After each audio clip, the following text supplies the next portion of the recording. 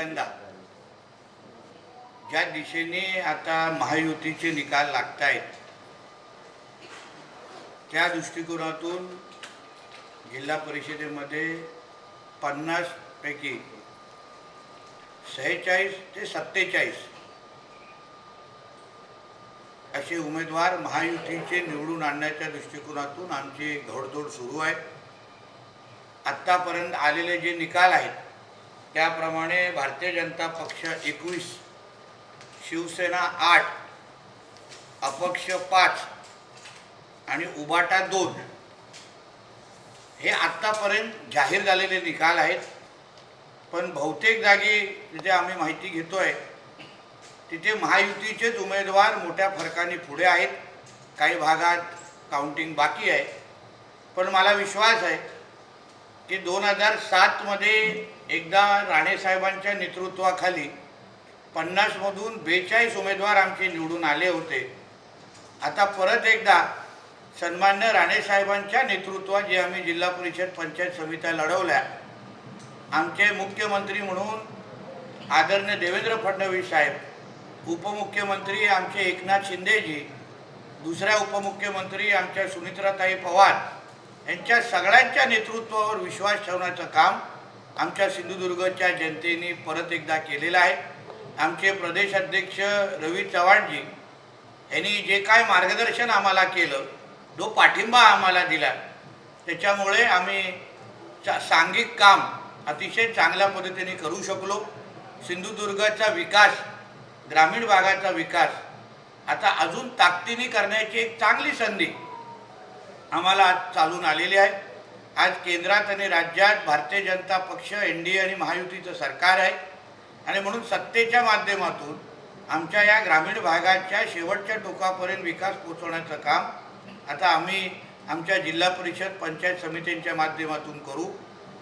आज भरपूर निधी देऊन जसं राणेसाहेबांनी उल्लेख केला होता किंवा एक संकल्प केला होता की आमच्या जिल्ह्याचं दरडोई उत्पन्न हे 4.5 लाखाच्या घरात आम्हाला घेऊन जायचं आहे, त्या दिशेने आता आम्ही जिल्हा परिषद पंचायत समितीच्या सत्ता केंद्राचा वापर करून जिल्ह्याच्या प्रत्येक वर्गाचा, समाजाचा विकास करण्याचं ध्येय आता आम्ही ह्यापुढे आम्ही करणार आहोत। आलेले जे 5 अपेक्षा आहेत ते तसं म्हटलं तर भारतीय जनता पक्ष जे बंडखोर म्हणून त्याच्यात आपण उल्लेख करू शकता। मला प्रामाणिक पद्धतीने वाटतं की ह्या जिल्ह्यामध्ये भारतीय जनता पक्षाने महायुतीला हरवण्याची ताकद ना उबाटामध्ये आहे ना महाविकास आघाडीमध्ये आहे। पण आम्हीच अगर आमचं घर नीट अतिशय व्यवस्थित पद्धतीने ठेवलं असतं, महायुती म्हणून आम्ही सांघिक लढलो, पण हे जे काय अपक्ष आणण्याचा जो काय प्रकार झालेला आहे तो निश्चित पद्धतीने महायुतीला ज्या एवढं चांगल्या आनंदाच्या ह्याच्यामध्ये गालबोट लावणार आहे। हे जे अपक्ष काही जे सावंतवाडी मतदारसंघ इकडे आलेले आहेत त्यांनी रवी चव्हाणजींच्या नावाचा वापर करून त्यांचा आम्हाला पाठिंबा असं सांगून हे अपक्ष भारतीय जनता पक्षाच्या अधिकृत कमळ चिन्हाला पाडून आलेले आहे।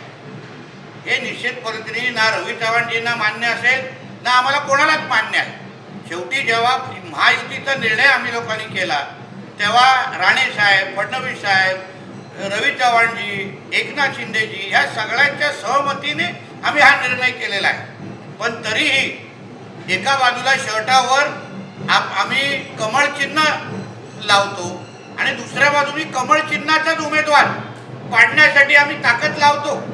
आज अगर खऱ्या अर्थाने तुम्ही आकडे बघितले तर 21, 8 आणि हे 5 जे भारतीय जनता पक्षाचेच कार्यकर्ते म्हणून तिथे लढले, निवडून आले, तेही आज आमच्याकडे आले। आज त्यांनी ताकद लावली असती आमच्या बरोबर तर महायुती म्हणून आमचा एकतर्फी विजय झाला असता। मी तो बोलतो 50 ते 50 आमचे सगळेचे सगळे उमेदवार आज जिंकून येण्याची अतिशय चांगली आणि सकारात्मक परिस्थिती आज सिंधुदुर्ग जिल्ह्यामध्ये होती। पण ह्या गोष्टीवर आम्ही निश्चित पद्धतीने आता निकालाच्या नंतर महायुती म्हणून हे जे काही मस्ती करणारे जे लोक आहेत, अदृश्य हाताच्या नावाने महायुती आणि सिंधुदुर्गाच्या विकासाला गालबोट लावणारे जे लोक आहेत, अदृश्य हाताच्या नावाने आमच्या जिल्ह्यामध्ये भारतीय जनता पक्षाच्या कार्यकर्त्याच्या विरोधात काम करणारे हे जे लोक आहेत, त्या अदृश्य हाताला आता बाजूला करण्याची वेळ निश्चित पद्धतीने आलेली आहे. म्हणून परत एकदा या विजयासाठी मी आदरणीय राणे साहेब आणि आमचे फडणवीस साहेब, आमचे एकनाथ शिंदेजी, आमचे रवी चव्हाणजी या सगळ्या जणांचं मनापासून अभिनंदन करतो. आमच्या भारतीय जनता पक्ष आणि शिवसेना, राष्ट्रवादी काँग्रेसचे सगळेच कार्यकर्ते अतिशय प्रामाणिक पद्धतीने, आमचे जिल्हाध्यक्ष प्रभाकर सावंतजी असतील, आमचे जिल्हा प्रमुख आमचे दत्ता सामंतजी असतील, संजू परबजी असतील, राष्ट्रवादी काँग्रेसचे जिल्हाध्यक्ष अभित नाईक असतील, यांच्या सगळ्यांच्या मदतीने सहकार्याने आमचे सगळेच कार्यकर्ते, गावातल्या प्रत्येक महायुतीच्या कार्यकर्त्यांनी एक दुसऱ्याला ताकद देऊन ताकदीने ह्या निवडणुकीसाठी काम केलं. आणि म्हणूनच महाराष्ट्रामध्ये मला विश्वास आहे पहिल्या 3 क्रमांकामध्ये आमच्या सिंधुदुर्ग जिल्हा परिषद पंचायत समितीचा निकाल निश्चित पद्धतीने आला असेल.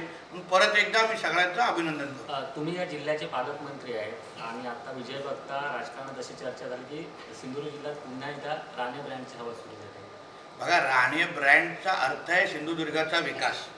शेवटी ह्या जिल्ह्याला 1990 पासून तो आत्तापर्यंत जो काय प्रवास जिल्ह्याने केला, आमच्या इकडे लाल मातीचे रस्तेपासून आज कॉन्क्रीटचे रस्ते आणि वाडीमध्ये घेऊन जाणारे रस्ते, टँकर मुक्त आमचा जिल्हा, हे सगळी राणे साहेबांनी ह्या जिल्ह्याला ज्या पद्धतीने वाढवलं, ताकद दिली, विकासाच्या मार्गावर घेऊन गेले, राज्यात नाही, देशात नाही, जगाच्या पाठीवर सिंधुदुर्ग जिल्ह्याची एक वेगळी ओळख आमच्या सन्मान्य राणे साहेबांनी या जिल्ह्याला मिळवून दिली.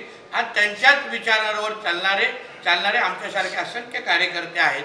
आणि म्हणून राणे ब्रँड म्हणजे सिंधुदुर्गाचा विकास, राणे ब्रँड म्हणजे सिंधुदुर्गाचं दरडोई उत्पन्न वाढवणं, राणे ब्रँड म्हणजे सिंधुदुर्गाच्या तरुण तरुणीला 2 हाताला काम देऊन परत एकदा त्यांना स्वघरी आणणं, ह्यालाच राणे ब्रँड म्हणतात. आणि म्हणून या राणे ब्रँडला ताकद देण्यासाठी जे काय आमच्या आदरणीय फडणवीस साहेबांनी आतापर्यंत जे आमच्याबरोबर उभे राहिले, आम्हाला ताकद दिली, त्याचमुळे आज आम्ही एवढा मोठा विजय आम्ही मिळू शकतो. सिंधुदुर्ग जिल्ह्यात विकासाचा मुद्दा तुम्ही घेतला, त्याचबरोबर तुम्ही एक महत्त्वाचा मुद्दा म्हटलेला की खासदार नारायण राणे यांचा 75वा वाढदिवस आहे आणि त्या निमित्ताने सर्वांनी मतदान करावं, त्याला यश दिले का सिंधुदुर्गाने? बघा, आज आम्ही निवडणुका लढवत असताना मी आदरणीय आमदार निलेश राणे साहेब असतील, आदरणीय आमचे दीपक केसरकर जे असतील, यांनी तर अतिशय उत्तम त्यांच्या मतदारसंघामध्ये काम केलेलं होतं. आज निलेशजींच्या मतदारसंघामध्ये एकतर्फी निकाल सगळीकडे लागलेला आहे, दीपकजींच्या मतदारसंघामध्ये पण बरेपैकी निकाल लागलेला आहे. आणि म्हणून आम्ही सगळेजण एकत्र म्हणून, जसं तुम्हाला सांगितलं, यावेळी राणेसाहेबांचा 75वा वाढदिवस आहे आणि म्हणून राणेसाहेबांच्या वाढदिवसाच्या निमित्ताने मी असो, आदरणीय निलेशजी असो आणि सगळेच राणेसाहेबांच्या विचाराचे कार्यकर्ते, भारतीय जनता पक्ष, शिवसेना, राष्ट्रवादीचे कार्यकर्ते एकत्र मिळून आज आम्ही राणेसाहेबांच्या 75व्या वाढदिवसाला एक सर्वात मोठं गिफ्ट, म्हणजे जसं मी उल्लेख केला की सिंधुदुर्गाच्या इतिहासामध्ये 42 सर्वात टॉप आकडा होता, आता त्याच्याही पुढे जाण्याची घोडदौड आमची सुरू आहे. म्हणून मला विश्वास आहे राणेसाहेब हे सगळे निकाल ऐकल्यानंतर निश्चित पद्धतीने आनंदी होतील आणि समाधानी होतील. आज एकनाथ शिंदेचा वाढदिवस आहे, त्यांना एक गिफ्ट असेल काय? बघा, निलेशजी या मतदारसंघामध्ये 3 मधून 2 आमदार शिवसेनेचे आहेत. आदरणीय निलेशजींनी तेव्हाच आपल्या भाषणामध्ये जेव्हा शिंदेसाहेब आले होते तेव्हाच त्यांनी सांगितलेलं की आम्ही सिंधुदुर्ग जिल्हा परिषद तुम्हाला जिंकून देऊन तुम्हाला 9 तारखेला भेट देऊ.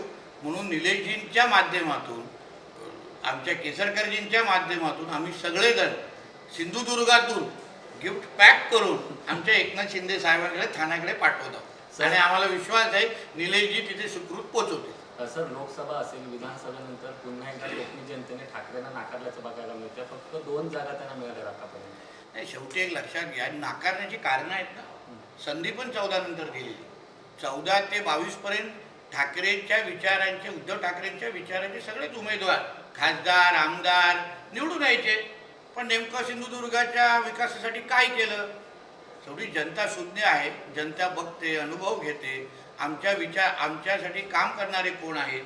आज एवढी सत्ता त्यांच्याकडे पण होती, पण मुख्यमंत्री त्यांच्या घरातले होते, तरी पण जिल्ह्यातले प्रश्न ते सोडू शकले नाही, पर्यटनाच्या माध्यमातून रोजगार आणू शकले नाही, फक्त मोठ्या प्रकल्पांना विरोध केला का राणेंचा द्वेष म्हणून, पण स्वतःनी काय प्रकल्प आणले, मुलांना कुठला रोजगार दिला, म्हणून आमच्या जिल्ह्यातल्या जनतेने सगळ्या काही गोष्टी ओळखल्यानंतर मला असं वाटतं आता उद्धव ठाकरेंच्या पक्षाला आणि त्यांच्या सर्वच सहकाऱ्यांना योग्य ती जागा दाखवण्याची सुरुवात केलेली आहे आणि ह्यापुढे काम दाखवूनच मतं मिळवा, विकास दाखवूनच मतं मिळवा हीच भूमिका आमच्या मतदारांची असल्यामुळे मला विश्वास आहे यापुढे महायुतीचाच विजय सगळीकडे होणार. अपक्ष उमेदवारांना पुन्हा स्वगृही घेणार का? अपक्ष उमेदवार जे एक लक्षात घ्या, आता तो पक्षांतर्गतला विषय आहे. आम्ही सगळेजण एकत्र बसू, मी आहे, निलेशजी आहेत, दीपक केसरकरजी आहेत, प्रभाकरजी, दत्ता सावंत, सगळेजण आम्ही एकत्र, सतीश सावंतजी, सगळेजण एकत्र बसू. एकत्र बसून काय निर्णय घ्यायचा आम्ही पुढे ठरवणार आहोत. आम्ही शेवटी आमच्या कमळ चिन्हाच्या उमेदवारांवर पाडून अगर असं कोण कुठल्या पद्धतीने भूमिका घेत असेल तर मग त्यांना किती जवळ घ्यायचं ही भूमिका पण महायुती म्हणून आम्ही निश्चित पद्धतीने घेऊ. सर, राज्यात देखील देवाभाऊंची क्रेज कायम पाहायला मिळाली. सर्वाधिक मोठा पक्ष हा भाजप आता ठरतो. बघा, या महाराष्ट्र राज्यामध्ये सब कुछ देवाभाऊ अशी भूमिका आहे. लोकसभेपासून मग विधानसभा झाली, साहेबांच्या नेतृत्वात आपण विधानसभा जिंकली, मग नगरपंचायतीमध्ये पण भारतीय जनता पक्ष हा एक नंबरचा पक्ष राहिला, आज जिल्हा परिषदेमध्ये पण भारतीय जनता पक्ष एक नंबरचा पक्ष राहिलेला आहे. त्याच्याबरोबर ते सगळे महायुतीचे पक्ष त्यांच्याबरोबर आहेत. पण शेवटी आदरणीय देवेंद्र फडणवीस साहेबांच्या नेतृत्वावर दाखवलेला हा विश्वास, मुख्यमंत्री म्हणून गेली 1 वर्ष देवेंद्र फडणवीस साहेबांनी महाराष्ट्राच्या विकासाला जी काही चालना दिलेली आहे, आज देशामध्ये सर्वात 1 क्रमांकात राज्य हे महाराष्ट्र आहे आणि हे जनता पाहते, अनुभवते आहे. आज देवाभाऊंच्या असलेलं महाराष्ट्र त्यांच्याबरोबर मंत्री म्हणून काम करत असताना मला विश्वास आहे ह्या पुढचे 25 वर्ष तरी या महाराष्ट्रामध्ये सब कुछ देवाभाऊच असणार. सर, हिंदी में जीत के बारे में क्या कहेंगे आप? आज फिर एक बार हमारे सिंधुदुर्ग की जनता ने हमारे महायुति को, मतलब भारतीय जनता पार्टी, शिवसेना और राष्ट्रवादी कांग्रेस के हमारे महायुति को लैंडस्लाइड विक्ट्री जिसको हम लोग कहते हैं, इस 2 लैंडस्लाइड विक्ट्री आप लोगों ने विधानसभा में देखी. आज मिनी विधानसभा, सेमीफाइनल विधानसभा में भी फिर एक बार हमारे भारतीय जनता पक्ष प्रणीत महायुति को आज ज़्यादा से ज़्यादा सीटें, मतलब आज अगर हम लोग अनुमान लगाए तो 50 में से 47 सीट हम लोग को मिल सकते हैं. इस तरीके के रुझान सब जगह शुरू है, उस तरीके का मेजॉरिटी सब जगह दिख रही है. सिंधुदुर्ग के इतिहास में पहली बार इतनी बड़ी लैंडस्लाइड विक्ट्री महायुति को मिली है.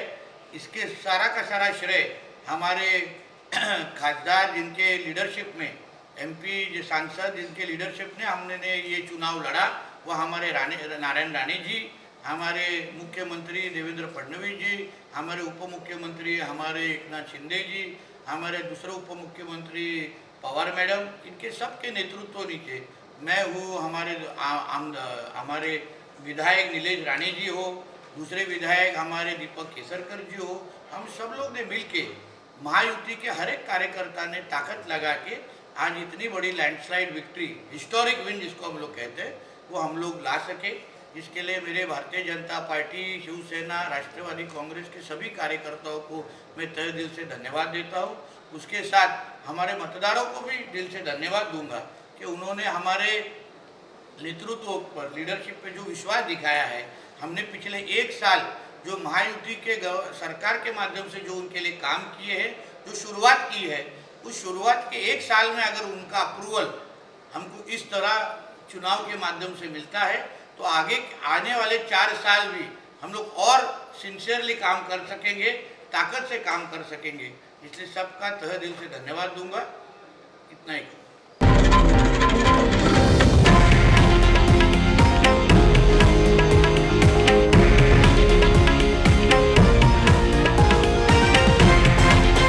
हे आहे देशातील नंबर 1 न्यूज नेटवर्क आणि आपण पाहत आहात TV9 मराठी, एकमेव.